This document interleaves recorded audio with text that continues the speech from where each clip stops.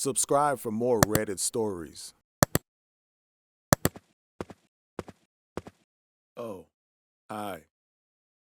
I, 37 male, found out my wife, 33 female, has been cheating. Confronted her about it has opened up other horrible truths. Sorry if this is the wrong place to post. Online advice is a new territory for me. Long post with many layers. I've been with my wife for 16 years, married for almost 14. We have two daughters. One is mine biologically, the other is mine in every other way. I love them all with all of my being. A few weeks ago, I took my wife to get her eyebrows microbladed, a source of great insecurity for her, during which I hoped to enjoy a night of dining and fun in the city, just to enjoy each other's company on a rarely enjoyed date night.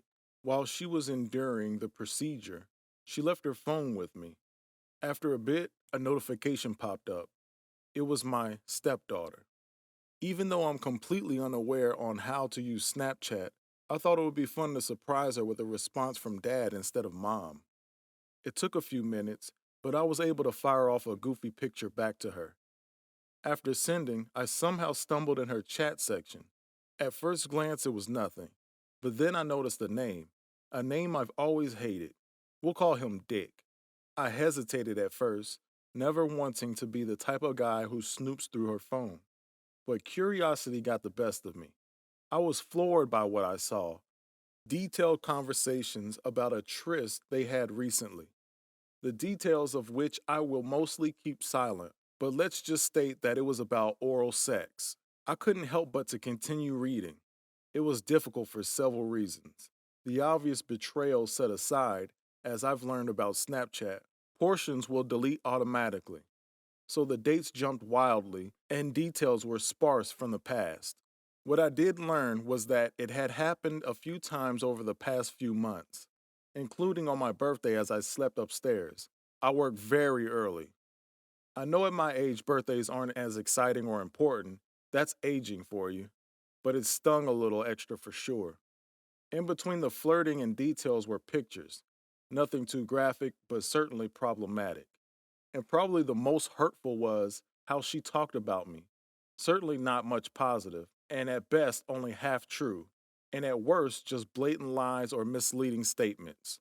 She got to a moment for a break in her procedure, so I put the phone down. Visibly shaken, she asked what was wrong. Not wanting to cause a scene in public or involve the poor girl doing the procedure in our mess, I just told her I wasn't feeling well and wanted to get some fresh air. I spent the rest of the procedure, about 2 hours, walking downtown trying to figure out what steps to take next.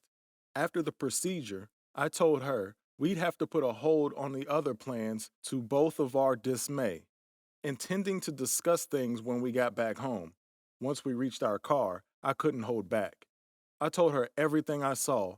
I told her not to touch her phone because I wanted to talk to her about it point by point and didn't want her removing or deleting anything anywhere from her phone. We cried and screamed all the way home. Once home, we set the kids up and we went to our room where we dove in head first. I had her unlock her phone and give it to me, which she eventually did, very reluctantly. That's where it got even harder. She admitted to the infidelity with Dick in the basement on multiple occasions, but as I dove deeper into the phone, I found out a couple of other issues. It turns out that while we were dating, before we were married, she had been with a friend in college that I always feared, but she had always denied. She insists the same with Dick, that they did not have intercourse, only oral, making out, etc. A contentious subject as we seem to disagree on the definition of sex. Hearing this, my mind ran away, and I began to ask about any and every situation where I feel she might have been able to cheat. Nothing too serious, except one. One night, years ago after work, she didn't come home until almost 2 a.m. I remember asking her where she had been. She told me she was out, nothing more. Despite my worries and my new relationship naivety, I let it go for the time being, but it always lingered in the back of my mind and burst out that night. As I asked, in between anger and hurt, she suddenly tightened up. She started crying, and I assumed that this was the one that would end our relationship. Instead, without going into detail and fairness to her, it was the story of her sexual assault that she had never told anyone. She cried. I cried. We held each other forever. I felt like the world's biggest asshole, while simultaneously hurt and betrayed from the other stories of her actual infidelity outside of the assault. I assured her that the assault wasn't her fault, and that despite my feelings now that I would certainly never hold that against her. What piece of shit would? We stopped the fighting at that point as we were both worn out. Over the next few days, we tried to be cordial and mend fences where possible. The problem was that, as is abundantly clear above, I'm not social media savvy. I don't use them terribly often, if ever. Well, she is, and has quite a large following across several platforms. She has been using those platforms to create sympathy for herself, not giving details, but using cryptic messages about how sad she is, how everything is ruined, how bad her depression currently is. Now our friends are sympathetic towards her without knowing any details, while I appear to be the unsympathetic husband who makes her miserable.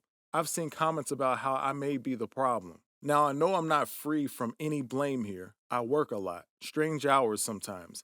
I've had to move my disabled mother and brother in with our family to take care of them, which she has been truly helpful with. I'm also currently dealing with health issues of my own, and I can admit that because of these things. I've not been the most attentive husband for her emotionally or sexually. I have tried, but it's difficult sometimes as life gets in the way. But the fact is that I wanted to. I'm just not sure she does, and I don't feel that it justifies her infidelity.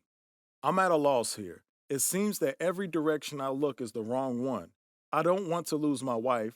I don't want to lose my girls. I don't want to walk away from her when she needs me, as her sexual assault revelation has taken a toll on her that no woman deserves. But I also don't want to sit back and be a sucker, to get belittled and betrayed, just to brush my shoulders off and say it's no big deal. I'm lost, and I have nobody else to turn to here. So I took the terrifying step that I'm completely uneducated on and came here. Do I file for divorce, seeing as how this seems to be a troubling trend? Do I stay with my wife despite the betrayal and try to learn to be a better husband for her in her time of need? Should I tell my friends and family to save face and reveal the truth? Or would that be considered as shaming her? Please help. I don't know what to do.